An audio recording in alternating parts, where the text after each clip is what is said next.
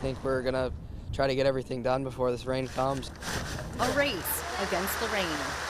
It is so surreal seeing all the changes that are happening around here and all the opportunities that the new kids are going to be able to have. After 5 years, this old greenhouse will be torn down after giving students hands-on experience. But this new one is enhancing their growth.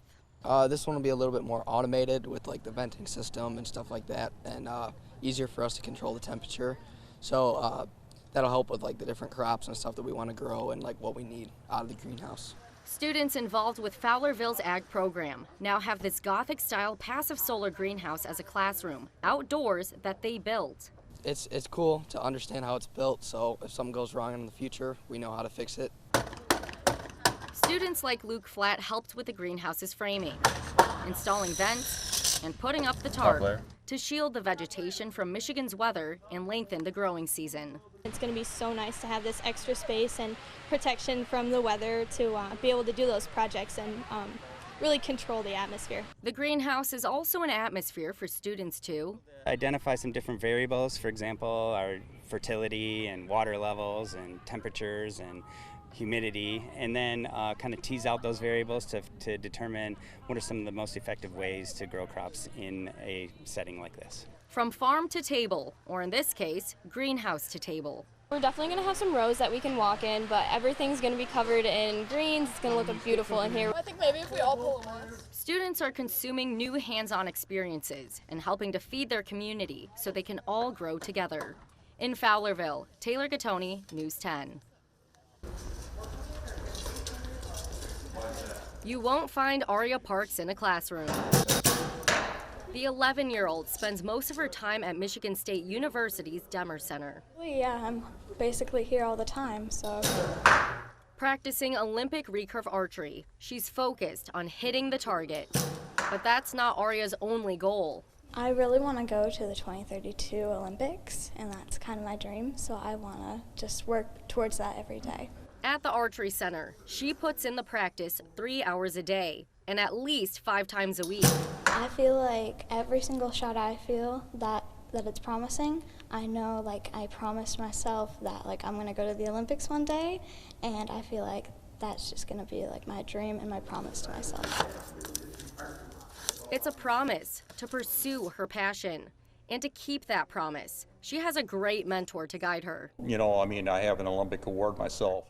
Coach Glenn Bennett. He's a Rings of Gold Award recipient for helping children reach their Olympic and Paralympic dreams. I keep telling them it's not an easy journey.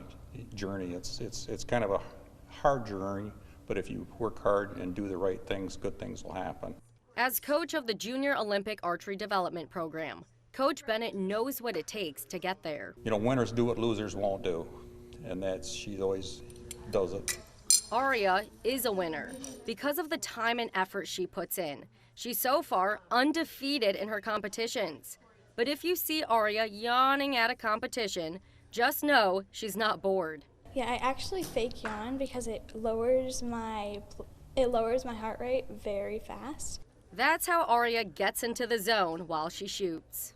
And burning off her energy with archery helps her with academics. Allowing her to set her schedule has given her the ownership of her education, and she can see the benefit of the hard work that she puts in for her education, and then she sees the benefit of the additional time that she has for archery practice. Thanks to her virtual school, Lighthouse Connections Academy, Aria can excel both in archery and in academics. I'm very proud of myself, like with how I've accomplished all these things. In Lansing, Taylor Gattoni, News 10. Ready? 3, 2, 1, go! It's fun to win. It's very fun to win. Students are getting wins beyond their video games. It's giving me more confidence to go out and talk to new people. As students are connecting to their games, they're also connecting with each other. I'm getting destroyed over here. There's a special bond that connects everyone in this room, and that is like a true passion for video gaming. Sometimes we're just yelling at each other like, why'd you do this? Teamwork is helping students involved in Williamston High School's esports team unlock new achievements. Are you going for a varsity letter? Because you can get a varsity letter in this. Oh, I actually didn't know that. Well, there you go. Just learned about that now. I think the varsity letter is that symbol, that icon that says we've dedicated ourselves to something, and we've earned our varsity letter for that. While it is rewarding to receive a varsity letter, it's not just about that for the gamers. Their commitment to their team drives them to prove esports is a sport too. It doesn't really matter, like if you can bench 100 pounds or whatever, you can just come in here and you can dedicate your time. Leveling up in games also boosts them in real life, where students are creating friendships. Makes you feel happy and like you're around people who get where you're coming from, which is not easy to find these days. For students like Mario Kart captain Caden Bennett. Sure, I could be doing my homework, but I'd rather be fighting giant monsters in Legend of Zelda or racing people from across the world in Mario Kart. Esports provides a much-needed reboot from the stress of school. I never thought that we would be able to do this, especially through school, but it's probably one of my favorite groups I've ever joined. By being inclusive, the space and students are smashing the stigma around gaming and isolation. It's a safe space for everybody. In Williamston, Taylor Gattoni, News 10.